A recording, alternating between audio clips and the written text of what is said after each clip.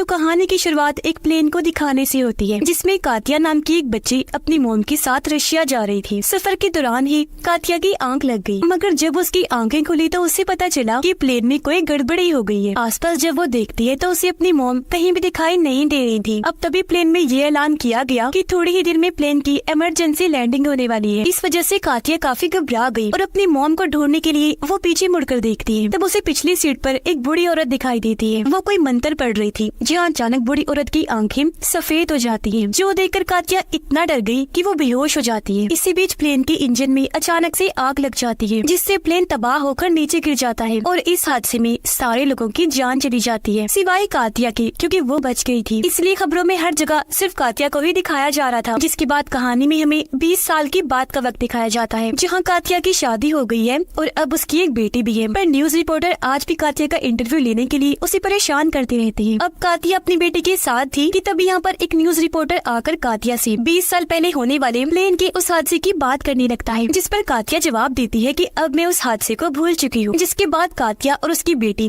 Airport पर चली गई, क्योंकि वो अपनी बेटी को उसके दादाजी के पास ले जा रही थी। प्लेन को देखने से लग रहा था कि इसमें ज्यादा मुसाफिर नहीं है। यहाँ कातिया की बेटी उसे कहती है, मामा मैं पिछली वाली सीट पर बैठना चाहती हूँ, जिस पर वो ये कहकर मना कर देती है कि नहीं बेटा, वो सीट हमारी नहीं है। प्लेन उड़ने से पहले कातिया और उसकी बेटी की मुलाकात एक रिपोर्टर से होती है। मौसम की खराबी का सुनकर कातिया काफी परेशान लग रही थी, तो रिपोर्टर उसे दिलासा देते हुए, तुम घबराओ नहीं, कुछ नहीं होगा, सब अच्छा होगा, खराब मौसम भी ठीक हो जाएगा। अब कातिया नोटिस करती है कि हमारी पिछली वाली रो में शोर हो रहा है। दरअसल वहाँ पर एक बूढ़ी औरत की तबीयत खराब हो रही थी, उसे घबराहट के दौरे पड़ रहे थे। उसे प्लेन में सफर करने से बहुत डर लगता था। अब कातिया क्योंकि दिमाग की डॉक्टर थी, इसलिए वो बूढ़ी औरत के पास जाकर उसे संभालती है। साथ ही वो उसे टेंशन खत्म करने वाली दवाई खिलाती है, जो वो खुद भी खाया करती थी। अब प्लेन की अगली रो में हम एक आदमी को देखते हैं, जो काफी बड़ा बिजनेसमैन था, जो अपनी 7 वाली रो की सीट पर एक लड़के को बैठा हुआ देखता है, जो एक आर्टिस्ट होता है और वो इस वक्त पेंटिंग बना रहा था। प्लेन अपनी उड़ान भरने के लिए आगे बढ़ता है। कातिया भी वॉशरूम में ही थी कि तभी उसे अपनी मॉम की आवाज आई। जैसे उसने दरवाजा खोला, वो एक घर में आ जाती है, जो दरअसल वही घर था जहाँ पर कातिया अपनी मॉम के साथ रहा करती थी। वो इस पूरे घर में घूमती है और जैसे घर से बाहर जाने के लिए दरवाजा खोलती है, वो फिर से उसी प्लेन में आ गई, जो देखकर कातिया काफी हैरान रह गई। आगे बढ़ने पर उसने देखा कि इमरजेंसी एग्जिट, बाहर जाने का रास्ता ब्लॉक है। इतनी ही देर में यहाँ पर एयर होस्टेस आ गई, जो उसे अपनी सीट पर बैठने का कहती है। जहाँ रिपोर्टर कातिया से ये पूछने की कोशिश करता है कि आखिर तुम इतनी परेशान क्यों हो रही हो, लेकिन वो उसकी किसी भी बात का जवाब नहीं देती। तब यहाँ कातिया की बेटी रिपोर्टर को उसके प्लेन वाले एक्सीडेंट की बात बताती है और अब कुछ ही देर में बादल लाल रंग के नजर आने लगते हैं। सबसे अजीब बात, प्लेन की खिड़कियों पर ढेर सारे हाथ आ जाते हैं। कातिया भी सो रही थी, जहाँ फिर से उसे सपना आता है। उसके सपने में अब हम छोटी कातिया को देखते हैं, जो बैठी अपनी मॉम के साथ खाना खा रही थी और ये वक्त प्लेन हादसे की बात का था। कातिया अपनी मॉम से पूछती है कि मेरी टांग पर जो निशान बना हुआ है, ये जल्दी खत्म हो जाएगा ना? उसकी मॉम ने जवाब दिया, पता नहीं बेटा, ऐसा भी हो सकता है कि कभी भी ना जाए,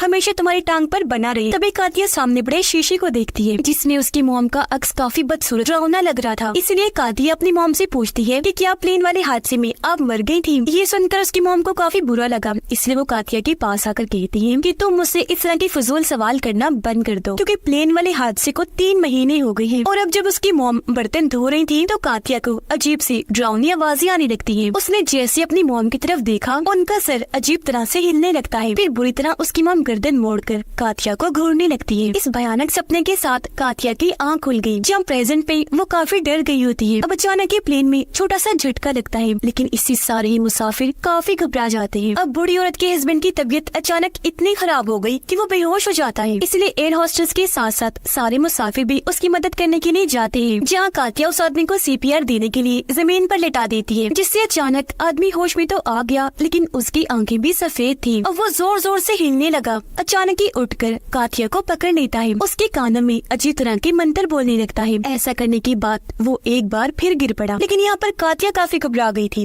क्योंकि उसने फिर से सफेद आंखें देख ली थी, जो उसने बचपन में उस बूढ़ी औरत की देखी थी। इस बारे में वो सोच रही थी कि तभी उस रिपोर्टर के पीछे एक हाथ दिखाई देता है और वो गहरी सोच में चली गई, जिस दौरान ही बूढ़े आदमी की मौत हो जाती है।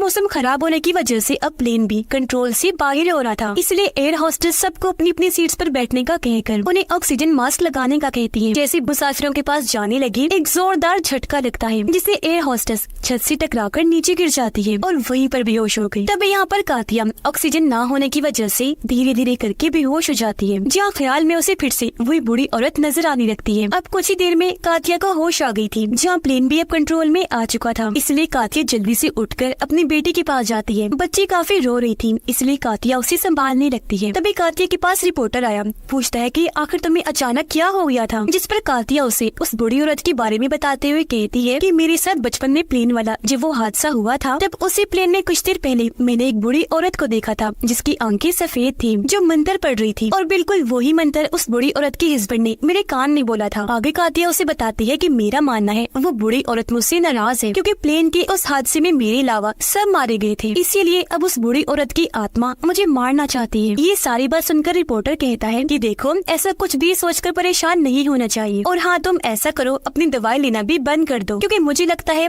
उन गोलियों की वजह से तुम्हें हेलुसिनेशंस हो रही हैं, यानी तुम्हें ऐसे ख्याल नजर आ रही है जिनका हकीकत से कोई ताल्लुक ही नहीं। इसके बाद कातिया अपनी बेटी के पास गई, जो एक प्लेन की ड्राइंग बना रही थी। ड्राइंग में उसकी बेटी ने रो नंबर 19 की भी सीट बनाई हुई थी, जिस पर ही वो जाकर बैठने की जिद कर रही थी, जिस पर वो साफ साफ मना कर देती है। अब कातिया को यहाँ पर ये लग रहा था कि प्लेन उड़ने से पहले क्योंकि मैंने अपनी मॉम की आवाज सुनी थी, तो इसका मतलब है कि वो मुझे किसी चीज के बारे में बताना चाह रही है, वार्न करना चाह रही है। अब बिजनेसमैन आर्टिस्ट को बताता है कि मैं पिछले एक हफ्ते से सफर कर रहा हूँ, अब मैं बस अपनी फैमिली के पास जाना चाहता हूँ, जो कहकर वो आर्टिस्ट को मोबाइल में अपनी फैमिली की तस्वीर दिखाता है। लेकिन वो आर्टिस्ट इतना अजीब था कि उस पर जरा सा भी ध्यान नहीं देता, बल्कि अपनी ड्राइंग्स बनाने में ही मसरूफ होता है। तभी हमने देखा कि आर्टिस्ट इस वक्त बिजनेसमैन की ड्राइंग बना रहा है। कातिया देखती है कि मेरी बेटी पिछली सीट पर देखकर किसी से बातें कर रही है, लेकिन अब जब कातिया ने उठकर देखा तो उसे पिछली सीट पर कोई भी बैठा हुआ नजर नहीं आता। अब पूछने पर कातिया की बेटी बताती है कि पिछली सीट पर एक लड़की बैठी हुई है, जो मुझे कह रही है कि तुम्हारी मॉम तुम्हें छोड़कर चली जाएंगी। जो सुनकर कातिया अपनी बेटी को गले लगाते हुए समझाती है कि मेरी जान, मेरी बेटी, मैं तुम्हें छोड़कर कहीं नहीं जाऊंगी। तब एयर होस्टेस आकर ये ऐलान करती है कि तूफान की वजह से प्लेन को नोवा में उतारा जा रहा है। ये दरअसल वही जगह थी जहाँ 20 साल पहले कातिया अपनी मॉम के साथ जा रही थी। अब यहाँ कातिया को एयर होस्टेस पर शक हो रहा था, क्योंकि उसने बूढ़ी औरत के हस्बैंड की मौत के बारे में जाकर पायलट को नहीं बताया था। कुछ देर के बाद हमने देखा कि बिजनेसमैन की सीट के नीचे एक सिलेंडर लीक हो रहा है। अब तभी बिजनेसमैन अपनी सिगरेट निकालकर जलाने लगता है। उसे देखकर कातिया सारी बात समझ गई, वो घबरा गई, फौरन उठी ताकि उसे रोक सके, लेकिन तब तक काफी देर हो गई थी,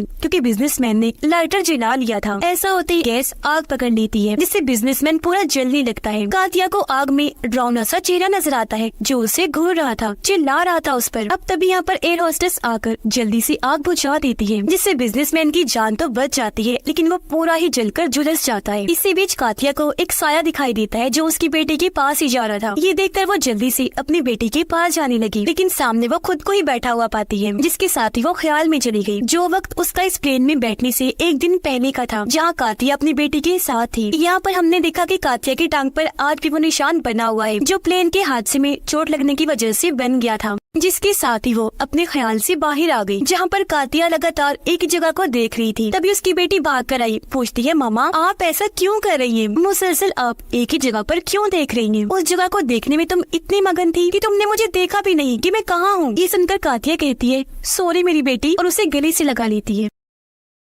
रिपोर्टर कातिया के पास आकर बताता है कि बिजनेसमैन की हालत और ज्यादा खराब हो गई है, तो जल्दी आओ, उसे तुम्हारी मदद की जरूरत है। उसकी नजर भी आर्टिस्ट पर पड़ जाती है, जो अभी भी अपने काम में मगन था। जल्दी जल्दी में वो कुछ लफ्ज भूलते हुए ड्राइंग बना रहा था। उसका ऐसा बर्ताव देखकर कातिया अब और परेशान हो जाती है, इसलिए वो आर्टिस्ट पर चिल्लाने लगी, पर इससे भी उसे कोई फर्क नहीं पड़ा। मगर कातिया को ऐसी परेशान देखकर रिपोर्टर उसके पास आकर उसे संभालता है। अब बिजनेसमैन किसी तरह हाथ आगे करके अपने फोन तक पहुँचने की कोशिश कर रहा था। ये देखकर आर्टिस्ट उठा और फोन लेकर बिजनेसमैन को दिखाने लगता है, जिसमें बिजनेसमैन की फैमिली की तस्वीर थी। दरअसल बिजनेसमैन मरने वाला था, पर अपने आखिरी वक्त में वो अपनी फैमिली को देखना चाहता था। फैमिली को देखते ही उसे सुकून मिल गया। वो मुस्कुराता है और इसी के साथ उसकी जान चली जाती है। कुछ देर के बाद कातिया आर्टिस्ट के पास आकर उससे माफी मांगती है कि मैंने तुम्हारे साथ ऐसा बर्ताव किया, उसके लिए माफ करना। तभी कातिया नोटिस करती है कि बूढ़ी औरत अपनी सीट पर नहीं बैठी हुई। तभी उसे याद आया कि हाँ, बूढ़ी औरत तो काफी वक्त पहले वॉशरूम गई थी। उसे ये बात बात काफी सता रही थी कि अभी तक वो वॉशरूम से वापस नहीं आई। तो टेंशन में आकर कातिया वॉशरूम के दरवाजे को जोर जोर से पीटने लगती है। ये देखकर एयर होस्टेस को लगता है जैसे कातिया का दिमागी तवाज़ुन ठीक नहीं है, तो वो उसे फिर से सीट पर जाकर बैठने का कहती है, पर वो नहीं मानती, अभी भी दरवाजा खोलने की जिद करती है। इसलिए एयर होस्टेस जल्दी से दरवाजा खोल देती है, लेकिन अंदर कातिया को बूढ़ी औरत नहीं मिलती। अब जब कातिया बूढ़ी औरत के हस्बैंड के पास खड़ी थी तो वो देखती है कि अचानक ही उस आदमी की आंखें खुल गई हैं, जो अभी भी सफेद है,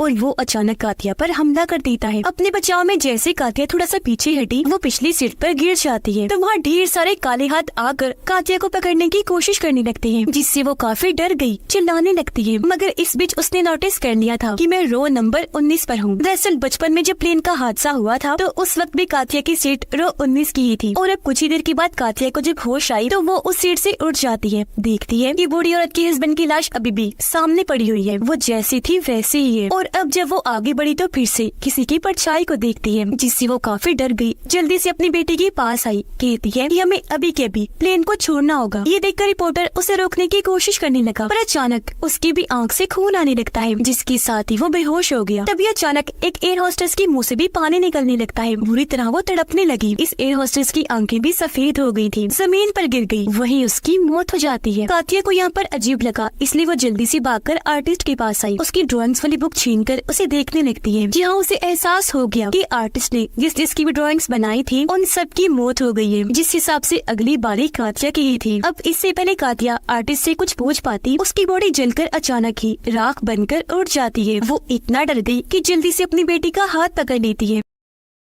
पायलट वाले केबिन में जाने लगती है। जिस दौरान हालांकि एयर होस्टेस और रिपोर्टर उसे ऐसा करने से मना भी कर रहे थे, मगर वो नहीं रुकती। अब अचानक ही एक अनजान शक्ति एयर होस्टेस को उड़ाकर अपने साथ ले जाती है। देखते ही देखते रिपोर्टर के सर से भी खून आने लगता है, जो इतना ज्यादा होता गया कि वो वहीं पर गिर पड़ा। मौके पर ही उसकी मौत हो जाती है। जाहिर है कि देखकर कातिया और घबरा गई, और अब वो पायलट वाले केबिन का दरवाजा ही तोड़ देती है। लेकिन ऐसा करने के बाद भी उसे पायलट का केबिन नहीं बल्कि प्लेन का एक और केबिन मिलता है, जहाँ पर सारे रोज खाली थी, और ये बिल्कुल वैसा ही केबिन था जैसा बचपन वाले प्लेन का था। खैर अब फिर कातिया आगे बढ़ती है, पायलट का केबिन खोल देती है, लेकिन उसे फिर से सीट्स वाला प्लेन वाला केबिन मिलता है। बार बार ऐसा करने पर वो मुसाफिरों वाले केबिन में ही आ रही थी, जिससे कातिया को एहसास हुआ जैसे मैं एक लूप में फंस गई हूँ। ये चीज खत्म ही नहीं हो रही, बार बार होती जा रही है। लेकिन अब अचानक कातिया देखती है कि मेरी बेटी रो नंबर 19 पर बैठी हुई है, जो अपनी मॉम को अपने पास बुला रही थी। अब तभी कातिया अपनी बेटी के काफी करीब एक साई को देखती है, तो अपनी बेटी को बचाने के लिए वो जल्दी से उस तरफ भागती है, जहाँ उसने देखा कि ये साया और किसी का नहीं बल्कि उसी बूढ़ी औरत का है, यानी जिसे उसने बचपन में प्लेन तबाह होने से पहले देखा था। बूढ़ी औरत यहाँ कातिया को बताती है कि उस वक्त जब प्लेन तबाह होने वाला था तब मैंने तुम्हें सुला दिया था, क्योंकि तब मैं नहीं चाहती थी